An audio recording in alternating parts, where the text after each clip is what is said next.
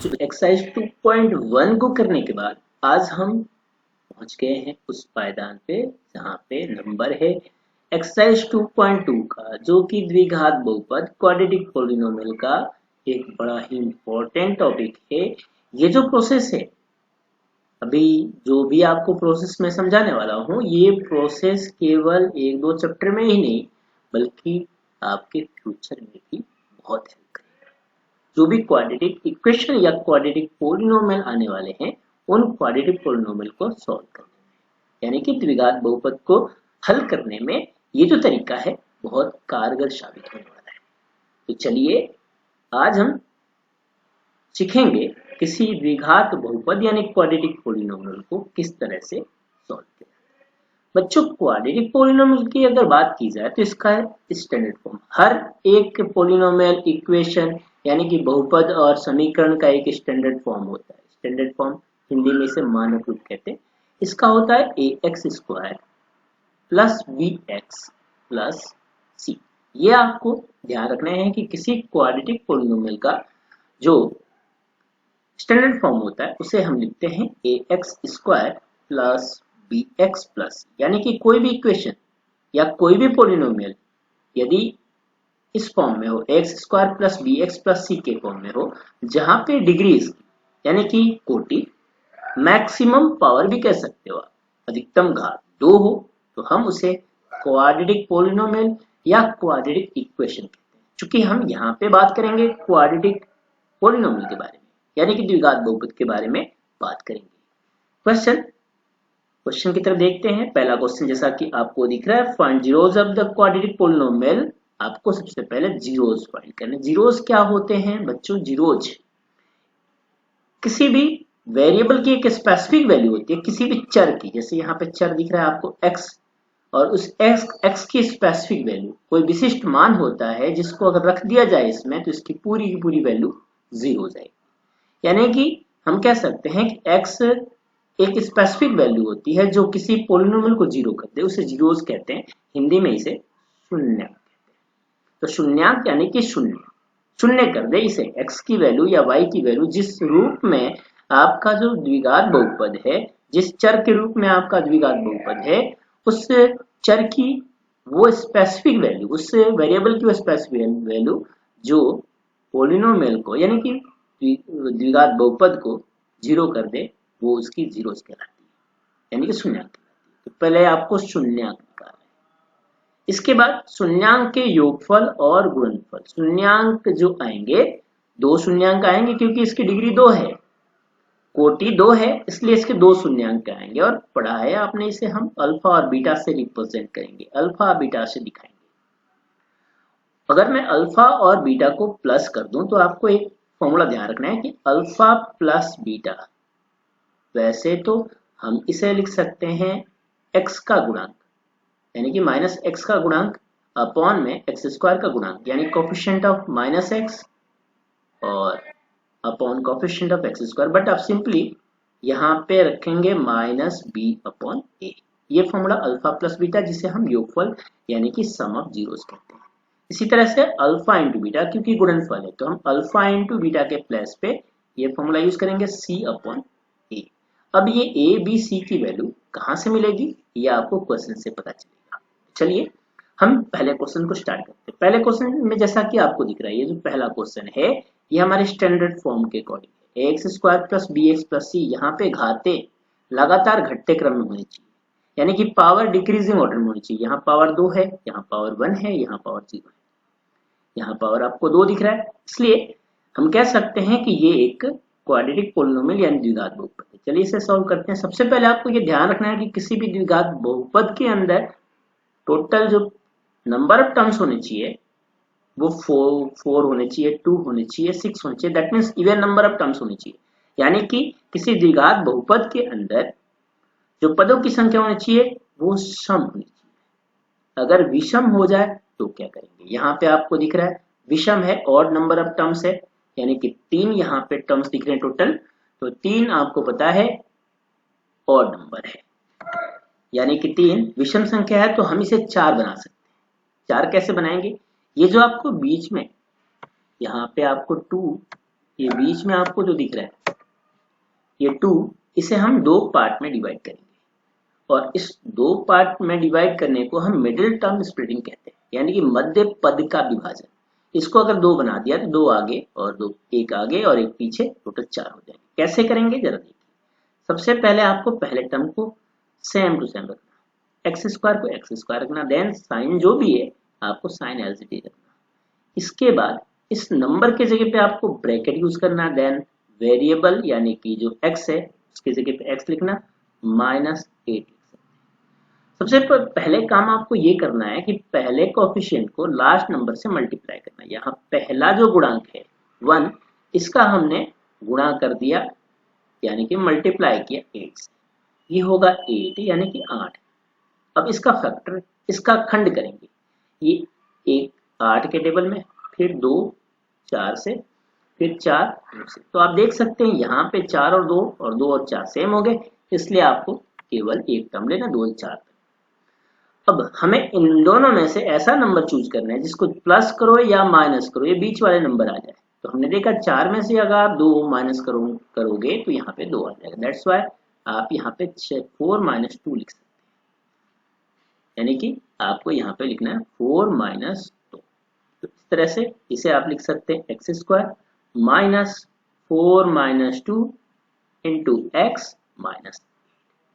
बच्चों अब आपको सबसे पहले x का मल्टीप्लाई अंदर दोनों नंबर के साथ करना है, x का गुणा करना दोनों नंबर के साथ। तो ये होगा एक्स स्क्वायर माइनस, ब्रैकेट आपको क्लोज ही रखना है, ब्रैकेट खोलने नहीं है, 4x माइनस 2x और इसके बाद लिखेंगे माइनस। अब जब ब्रैकेट आप हटाएंगे तो ब्रैकेट के सामने आपको साइन दिख रहा है माइनस, और माइनस साइन अंदर मल्टीप्लाई होगा, गुणा होगा, एक्स स्क्वायर, यहाँ पे प्लस का साइन है, plus and then minus, -4x लिख सकता हूँ, माइनस और ये माइनस प्लस हो जाएंगे। इसका मतलब ये है कि यदि ब्रैकेट के सामने माइनस आए तो ब्रैकेट के अंदर वाली वैल्यू जो भी है उसके साइन चेंज हो जाते हैं।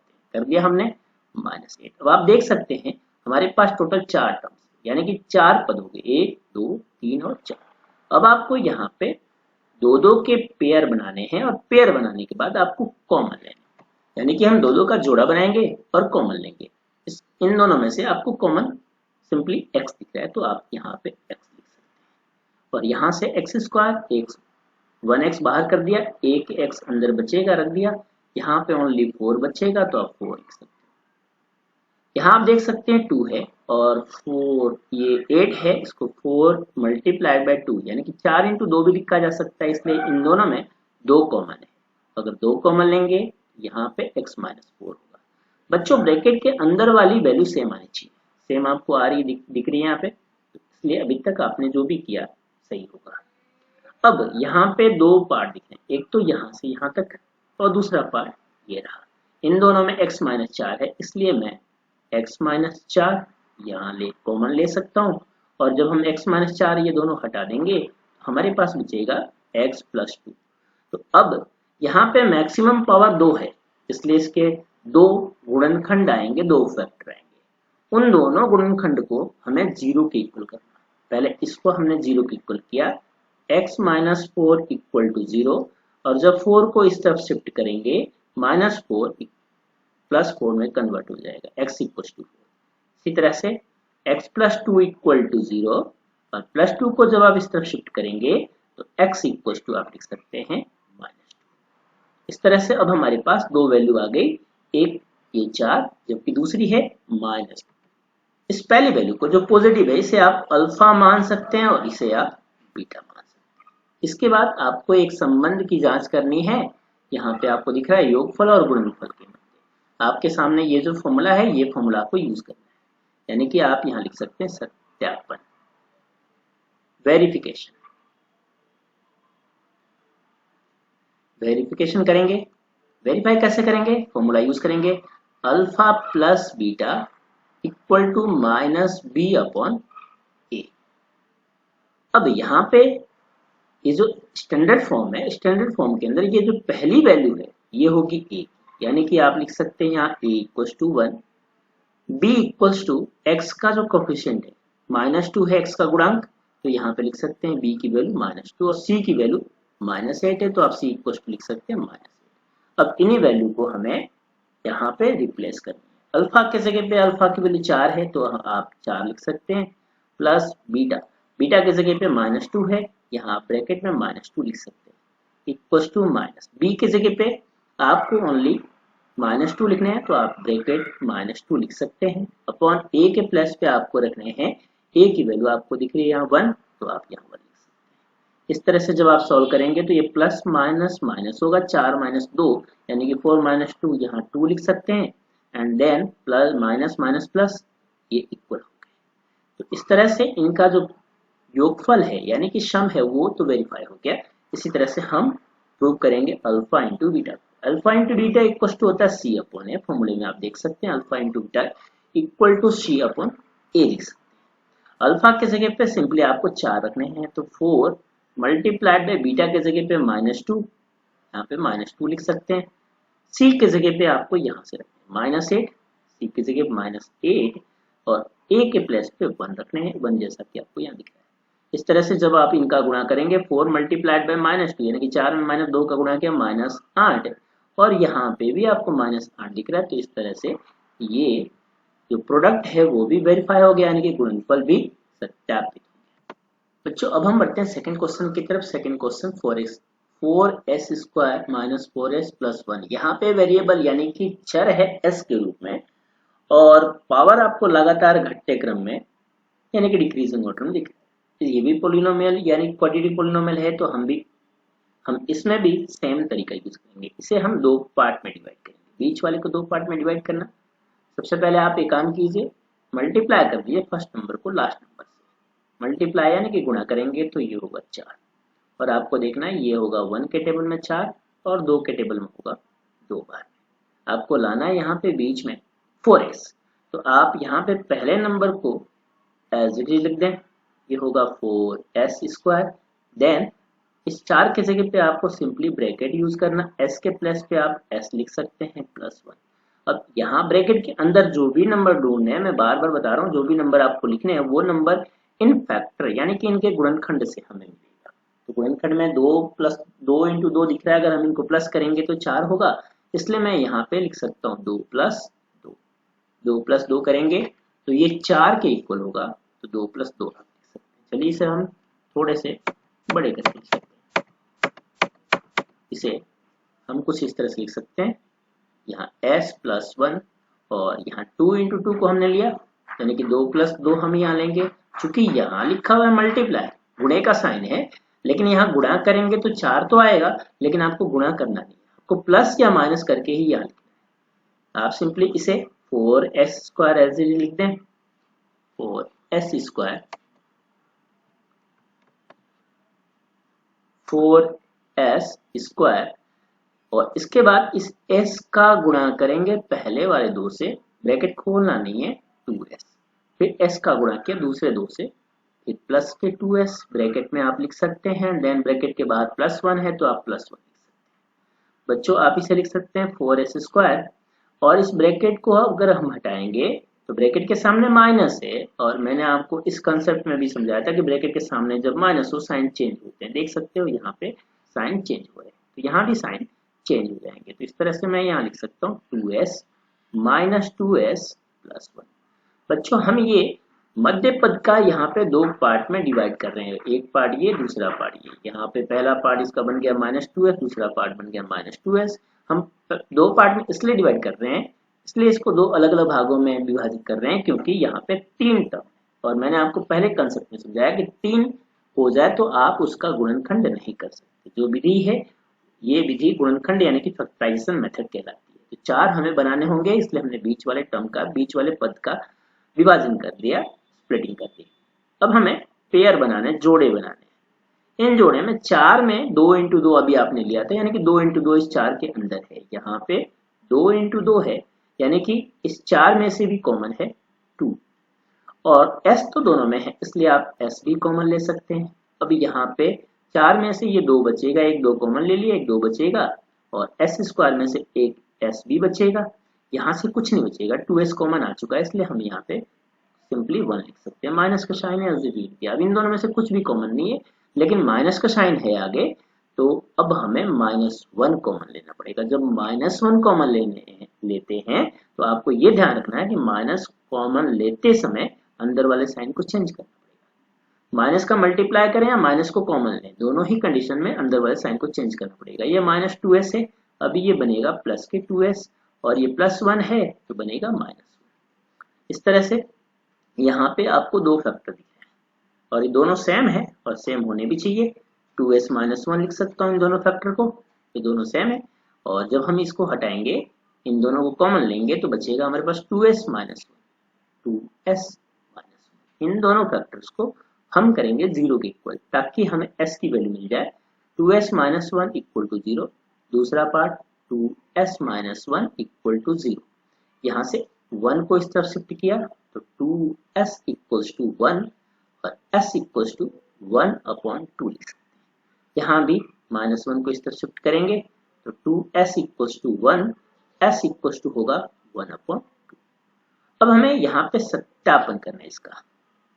हम इसका अब सत्यापन करने वाले हैं। जो क्वेश्चन में गिवन है कि योगफल और गुणनफल यानी कि सम ऑफ जीरोज और प्रोडक्ट ऑफ जीरोज के बीच में रिलेशन निकालने, यानी कि उसका सत्यापन करने, वेरिफिकेशन करने। तो हम इसको वेरीफाई कर लेते हैं। इसको वेरीफाई कर लेते हैं। वेरीफाई करने के लिए बच्चों आपको मैंने फॉर्मूला समझाया। फॉर्मूला है हमारे पास, मैं इस वेरिफिकेशन को यहाँ कर लेता हूँ। हमारे पास फॉर्मूला है alpha plus beta equals to होता है -b/a। बच्चों यहाँ देख सकते हैं अल्फा के प्लस पे 1/2 है। दोनों ही, ये अल्फा कंसिडर कर लें, ये बीटा कंसिडर कर लें। यहाँ पे 1/2 प्लस 1/2 और माइनस b के प्लस पे, a के प्लस पे 4 है। यहाँ आप लिख सकते हैं a = 4, b = -4 और c = आप लिख सकते हैं यहाँ +1। तो ये a b c की वैल्यू आपको इसमें रिप्लेस करनी है। b के प्लस पे आपको सिंपली -4 रखने हैं और a की जगह पे 4 रखने हैं। ये हाफ और हाफ जब जोड़ते हैं 1 होते हैं और एलसीएम लेके भी आप जोड़ सकते हैं। माइनस माइनस प्लस 4/4 होगा, 4 से 4 कट कर दिया 1 टाइम, माइनस माइनस प्लस होगा, ये हो जाएंगे। तो इस तरह से इनके सम ऑफ जीरोज वेरीफाइड हो गया। अब हमारे पास प्रोडक्ट ऑफ जीरोज है, इनको वेरीफाई करना। Alpha into beta equal to पता है c/a होता है। आपको यहाँ पे फॉर्मूला पहले भी समझाया और यहाँ भी हमने यूज किया इस फॉर्मूले का। Alpha into beta equal to होता है c/a। अल्फा के जगह पे आपको सिंपली यहाँ से अल्फा की वैल्यू रखनी है। अल्फा की जगह पे आप रख सकते हैं 1/2 और बीटा की जगह पे रख सकते हैं 1/2। c की वैल्यू यहाँ पे आपको मिलेगी, c = 1 है और a की जगह पे रख सकते हैं आप 4। 1/2 मल्टीप्लाई करेंगे, ये भी 1/4 और इधर भी होगा 1/4। तो इस तरह से ये कंसेप्ट भी वेरीफाई हो गया। बच्चों अब हम आगे बढ़ते हैं इस एक्सरसाइज के फर्स्ट के थर्ड क्वेश्चन की तरफ। थर्ड क्वेश्चन में जैसा कि आपको यहाँ पे दिख रहा है ax² प्लस -3x -3, बट यहाँ पे कुछ गड़बड़ है। गड़बड़ क्या है आपको ये समझना है। क्वाड्रेटिक पॉलिनोमियल द्विघात बहुपद का मानक रूप होता है, स्टैंडर्ड फॉर्म होता है ax² plus bx plus c, यानी कि स्क्वायर के जस्ट बाद x वाले टर्म होने चाहिए, पद होने चाहिए। यहाँ पे x² के बाद कांस्टेंट वाले टर्म यानी कि पद आ गए, तो हम इसको आगे रख देंगे और इसे हम पीछे रख देंगे ताकि इस स्टैंडर्ड फॉर्म के अकॉर्डिंग बन जाए। तो हम इसे लिख सकते हैं 6x² - 7x - 3। अब ये जो इक्वेशन है कुछ इस तरह से बन गया है। माफ कीजिए, ये इक्वेशन नहीं बल्कि पॉलिनोमियल है। अब यहाँ पे a की वैल्यू है, पहले हम a की वैल्यू को लिख लेते हैं। a = है 6, तो हमने यहाँ 6 रखा। b के प्लस पे -7 है तो b = -7 लिख सकते हैं और c के प्लस पे यहाँ -3। a b c की वैल्यू सिंपली आपको मिल सकता है जब स्टैंडर्ड फॉर्म बन जाए, इस तरह का एक इक्वेशन पॉलिनोमियल बन जाए तो पहली वैल्यू a होती है, दूसरी वैल्यू b होती है और तीसरी वैल्यू c। बच्चों इस क्वेश्चन में भी हम सेम पहले वाले जो भी हमने क्वेश्चंस किए, सेम प्रोसेस यानी कि फैक्टराइजेशन मेथड, गुणनखंड विधि का प्रयोग करने वाले हैं। इसमें सबसे पहले नंबर को आखिरी नंबर से मल्टीप्लाई करना, और मल्टीप्लाई करेंगे तो ये होगा 18, और 18 आपको पता है 2 के टेबल में 9 बार में आता है, 3 के टेबल में 6 बार में आता है। इस तरह से आपको फैक्टर्स निकाल लेंगे। यहाँ आप पहले नंबर को एलजीडी लिख सकते हैं 6x², और आपको मिडिल टर्म को स्प्लिट करना है, जैसा कि मैंने आपको पहले क्वेश्चंस में, पहले क्वेश्चन सेकंड पार्ट और पहले क्वेश्चन के फर्स्ट पार्ट और सेकंड पार्ट में समझाया, बीच वाले टर्म को 2 भागों में बांटने हैं। तो यहाँ भी आपको बीच वाले टर्म को 2 भाग में बांटने हैं, इसलिए हम यहाँ ब्रैकेट यूज करेंगे। x के जगह पर सिंपली आप x लिख सकते हैं -3। अब इस ब्रैकेट के अंदर जो वैल्यू आएगी इनके खंड से, 18 का जो खंड है वहां से मिलेगा। 18 का खंड 2 और 9 और 3 और 6। आप देख सकते हैं अगर 9 में से हम 2 को माइनस करते हैं, 9 में से 2 को अगर माइनस करोगे तो ये बीच वाला नंबर 7 हमें मिल जाएगा। तो हम यहाँ पे लिख सकते हैं 9 - 2। यहाँ सिंपली आप लिख सकते हैं 9 - 2, और इस तरह से आप लिख सकते हैं यहाँ 6x², x का गुणा करेंगे 9 के साथ, तो ये होगा 9x माइनस x का गुणा करेंगे 2 के साथ, तो ये होगा 2x माइनस 3। बच्चों अब ये कंसेप्ट आपको पहले भी समझा चुका हूँ। तीनों क्वेश्चन में हमने देखा कि ब्रैकेट के सामने माइनस है, यहाँ भी माइनस है, यहाँ भी आप ब्रैकेट के सामने माइनस देख सकते हो, ब्रैकेट के सामने यहाँ भी माइनस, और ब्रैकेट के सामने यहाँ भी आपको माइनस दिख रहा है। इसलिए हम इसे ब्रैकेट के अंदर जो भी वैल्यू है उसके साइन को चेंज करेंगे और लिखेंगे इस तरह से 9x माइनस, ये जो माइनस है ये चेंज होगा प्लस 2x माइनस 3। बच्चों यहाँ पे 6 के अंदर भी 3 है, 9 के अंदर भी 3 है, यानी कि 6 का भाग 3 का भाग 6 में भी जा सकता है, 9 में भी जा सकता है, 3 का डिवाइड 9 में भी हो सकता है और 6 में भी हो सकता है, इसलिए इसमें से 3 कॉमन है। x दोनों में है इसलिए x भी कॉमन लिया। यहाँ पे आप लिख सकते हो 2x, यहाँ 3x कॉमन लिया तो आप सिंपली 3 लिख सकते हो। आगे वाले पोर्शन में कुछ भी कॉमन नहीं है, +1 लिख सकते हैं, और यहाँ होगा 2x माइनस 3। इस तरह से ब्रैकेट के अंदर जो टर्म्स है, जो पद है वो कॉमन है, इसलिए आप लिख सकते हैं 2x माइनस 3, और जब 2x माइनस 3 कॉमन लेंगे तो ये बाहर की तरफ जो बचेगा वो होगा 3x प्लस 1। तो आप यहाँ लिख सकते हैं 3x प्लस 1, और इस तरह से आप इन दोनों को 0 के इक्वल करेंगे। सबसे पहले हम 0 के इक्वल कर रहे हैं 2x माइनस 3 को, इसे हमने 0 के इक्वल किया, और 3 को जब आप इस तरफ शिफ्ट करेंगे तो ये होगा 2x इक्वल्स टू 3, और 2 को इस तरफ शिफ्ट करेंगे तो ये हो जाएगा x इक्वल्स टू 3/2। और ये चीजें आप बचपन में पढ़ चुके हो किस तरह से वैल्यू को सॉल्व किया जा सकता है। इसे आप 3/2 लिख सकते हैं। इसी तरह से दूसरे इक्वेशन को हम सॉल्व कर लेते हैं। दूसरा इक्वेशन हमारे पास है 3x प्लस 1 इक्वल टू 0। इस प्लस 1 को दूसरी तरफ शिफ्ट करो तो 3x इक्वल्स टू -1 होगा, और इस तरह से x इक्वल्स टू -1/3 लिख सकते हैं। आप यहाँ पे खुद वेरीफाई कर सकते हैं, क्योंकि वेरिफिकेशन का जो तरीका है वो इन दोनों मैंने समझा दिया। a b c की वैल्यू आपको यहाँ सामने ये वैल्यू दिख रही है, ये वैल्यू आपको वेरिफिकेशन में, जो वेरिफिकेशन का फॉर्मूला है यहाँ भी हमने यूज किया है, और वेरिफिकेशन का फॉर्मूला हमने यहाँ भी यूज किया है।